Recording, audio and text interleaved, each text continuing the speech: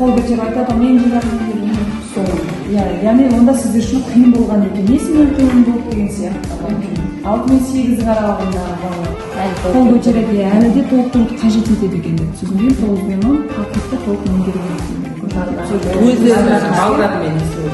Балалар анандай. Аslında bir түсіндіріп өтеді ғой. Ол сабақ бойында өздері қойып тұрады ғой. Өздері қойып, алдағы шығып тұрады. Сосын сен тек жинаған балын ғана сұрайсың. Сосын мен бестесе сен жаңағыны айтасың. Жоқ, айта салады, ол кісі балымен қарап Білмесем мынандай кәсіп қана айтып отыр, балалар өзінде. Формативті бағалау сияқты, кер баянасыз. Өрнекті құрып мән таптым. Өрнек құрып мән негіз бар ғой. Өрнекті құру бір бал, мән табу бір бал болу керек қой. Екеуі осы бір таптым. Өрнектерді мән таптым дейді. Өрнекті құрып мәнін таптым. Өрнекті құрып мән таптым. Мәнін табу үшін өрнек құрылады. Мәнін табу үшін өрнек құрылады.